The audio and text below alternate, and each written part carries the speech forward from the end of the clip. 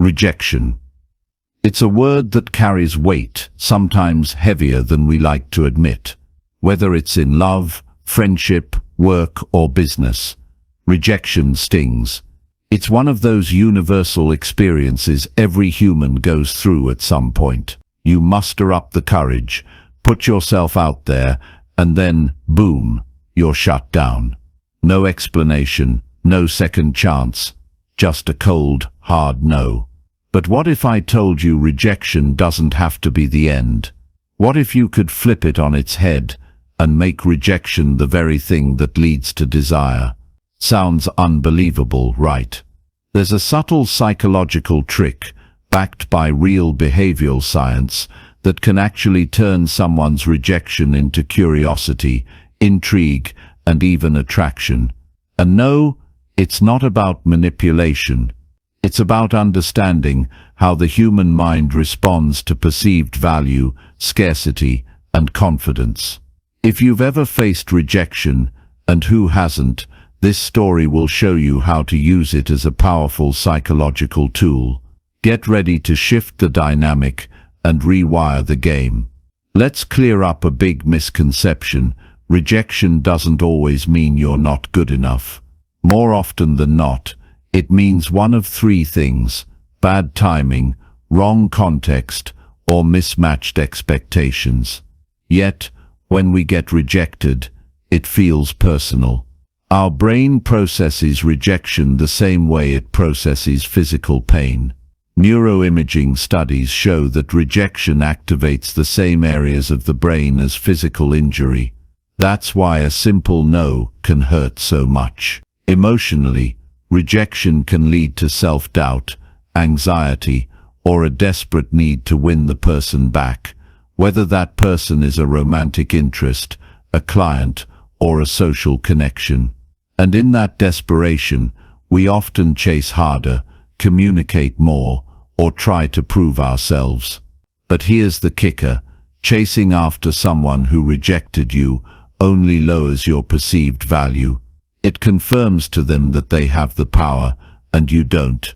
The good news: this response is not hardwired. It can be reversed with the right psychological approach. Before we get into the trick, let's explore what actually drives desire. Desire isn't just about attraction, it's about perception. We desire things we think are valuable, scarce, or hard to get. Think about luxury brands. Why do people crave items that are limited edition or difficult to access?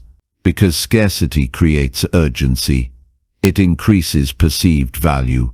The same principle applies to people. When someone sees you as easy to reach, always available, or desperate for validation, your perceived value drops. But when you demonstrate independence, confidence, and selective attention, it triggers something very different: desire. There's also the idea of social proof. People tend to value what others value. If others respect, admire, or pursue you, the person who once rejected you may begin to reassess their opinion. Humans are also wired to chase challenges. Something that's too easily attained is often taken for granted. But something elusive, that sparks curiosity. Here's where the magic begins. The psychological trick is a combination of reverse psychology and strategic scarcity. It goes like this: when someone rejects you, don't resist it, don't argue, don't beg. Instead, accept it with grace, and then subtly withdraw your attention. Because the moment you stop chasing, two things happen. First, you break the expected pattern. Most people react to rejection emotionally. You don't. Second, you create a vacuum, an absence that sparks curiosity. This is where reverse psychology kicks in. By walking away, you're sending a subconscious signal: I don't need you to validate me. That's powerful. People are naturally drawn to those who are self-assured and hard to win over. Now add scarcity to the mix.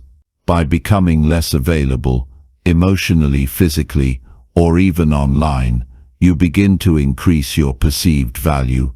You're no longer just there. You become the person they start to notice, and perhaps even miss. Imagine being the one who was rejected, but later becomes the one they chase. This isn't fantasy, it's psychology, and it works. Let's break this strategy into actionable steps.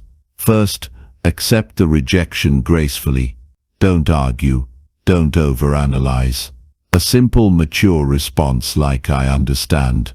Thanks for being honest," does more than you think. It communicates emotional intelligence and confidence. Next, withdraw your attention. Stop texting. Stop showing up. Stop liking their posts. Don't block them unless it's necessary. But don't be easily accessible either. Let your silence speak. Now focus on self-improvement. This is key. Invest in yourself, physically, socially, mentally. Start projects. Go out with friends.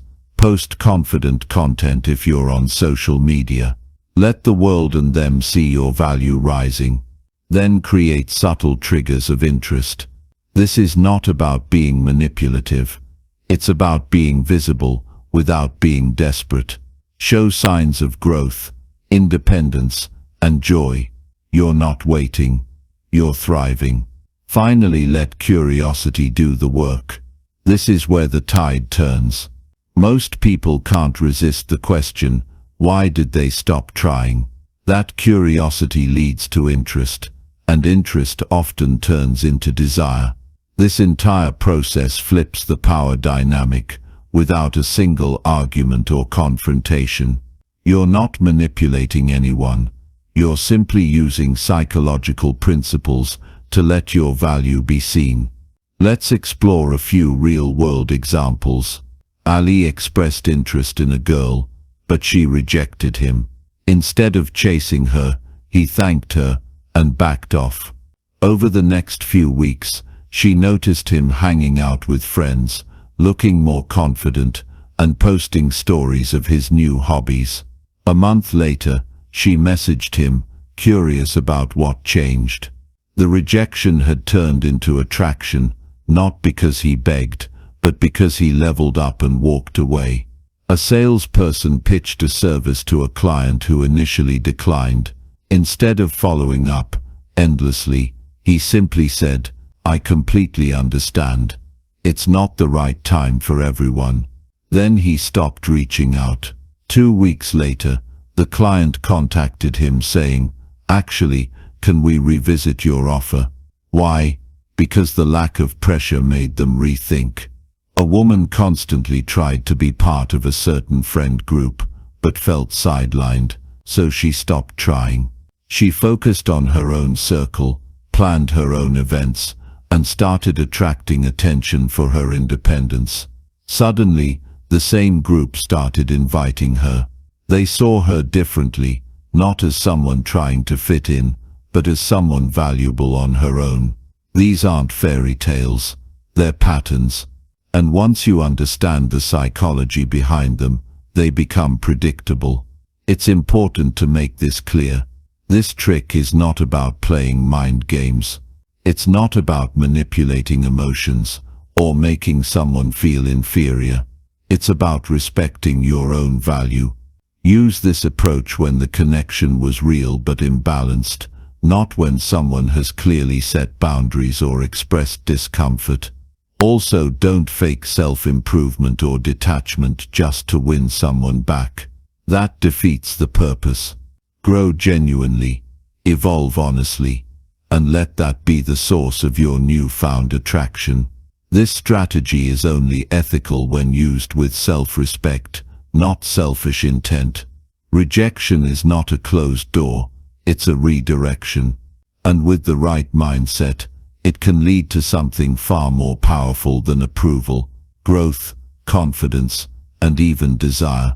By using this simple psychological trick, accepting rejection, pulling back, and focusing on self-improvement, you're not just reacting, you're transforming.